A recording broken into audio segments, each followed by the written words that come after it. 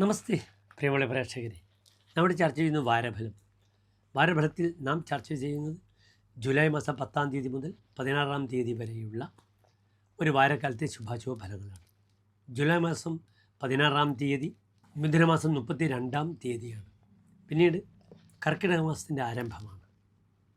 ഏതായാലും ഒരു വാരക്കാലത്തെ ശുഭാശുഭ ഫലങ്ങൾ നാം ചർച്ച ചെയ്യുന്നു. എൻ്റെ പ്രിയമുള്ള പ്രേക്ഷകർ ശ്രദ്ധിക്കുക.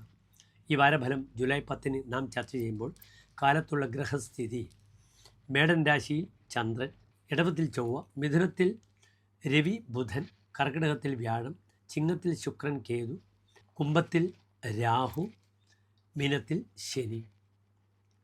ഇവിടെ എപ്രകാരമാണ് ഈ ഒരു വാരത്തിലെ കാര്യങ്ങൾ മുന്നോട്ട് നീങ്ങുക എന്ന വിഷയം നമുക്ക് ചർച്ച ചെയ്യാം.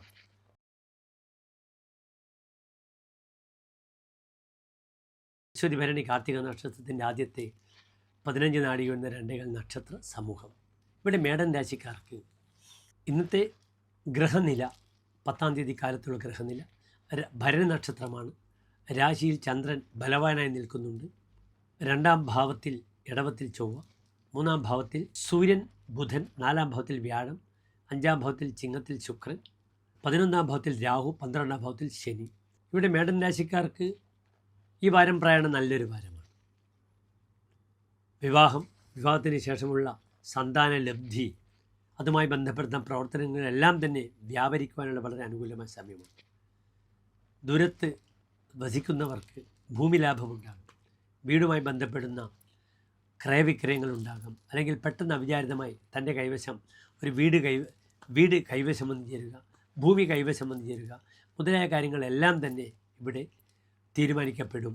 അതിന് പുറമെ പൈതൃകമായ സ്വത്ത്, അല്ലെങ്കിൽ അമ്മയുടെ ഭാഗത്തുള്ള സ്വത്ത്, അല്ലെങ്കിൽ വീട്, അതിൻ്റെ അനുഭവം മേടൻ രാശിക്കാർക്ക് ലഭിക്കുന്ന സമയമാണിതെന്നറിയുക. നല്ലൊരു മനസ്സ്, ഹയർ സ്റ്റഡീസിന് ഏറ്റവും നല്ല സമയമാണ്. പഠിച്ച് മുന്നേറാൻ ഏറ്റവും അനുകൂലമാണ് ഈ ഒരു വാരമെന്നറിയുക. അതുമാത്രമല്ല, ഭൂമിയുമായി ബന്ധപ്പെടുന്ന വ്യാപാരങ്ങൾ, കച്ചവടങ്ങൾ, ഇതിൽ പ്രവർത്തിക്കുന്നവർക്ക് അവിചാരിതമായ ധനലാഭമുണ്ടാകും. 3-ൽ ബുധനാണ്. പ്രബലഹ എന്നാണ് ഫലം പറഞ്ഞിരിക്കുന്നത്. പലപ്പോഴും വലിയ വ്യാപാര സുഹൃത്തുക്കളുമായി ബന്ധപ്പെട്ട് അവരുടെ ദൗത്യങ്ങളൊക്കെ നിർവഹിക്കുക, അവർക്ക് ഇഷ്ടപ്പെടുക, അതിലൂടെ ധനസമ്മാനം വരിക, അവരുടെ സ്വന്തം കയ്യാളായി പ്രവർത്തിച്ച് തനിക്ക് മുന്നോട്ട് നീങ്ങുവാനുള്ള അജയ്യമായ കരുത്ത് മേടൻ രാശിക്കാർക്ക് വരുന്ന വാരമാണിത്. ഇവിടെ ഏറ്റവും ശ്രദ്ധിക്കേണ്ടത് തൻ്റെ അവസരങ്ങൾ തൻ്റെ മോശപ്പെട്ട വാക്കിലൂടെ വരാൻ പാടില്ല. 2-ാം ഭാവത്തിൽ ചൊവ്വയാണ്. അനാവശ്യമായ വാഗ്വാദങ്ങളിലേക്ക് പോകരുത്.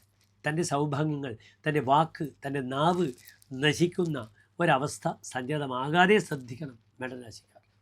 ഇത് മാത്രമാണ് ശ്രദ്ധിക്കേണ്ടത്. ഭക്ഷണ വിഷയത്തിൽ ശ്രദ്ധിച്ചില്ലെങ്കിൽ ഫുഡ് പോയ്സൺ വരുന്ന സമയമാണ്. അപ്രകാരമുള്ള ബുദ്ധിമുട്ടുകൾ വരും. ഈ മഴക്കാലമാണ്. പലപ്പോഴും വൈറൽ ഫീവറൊക്കെ വരുന്ന സമയമാണ്.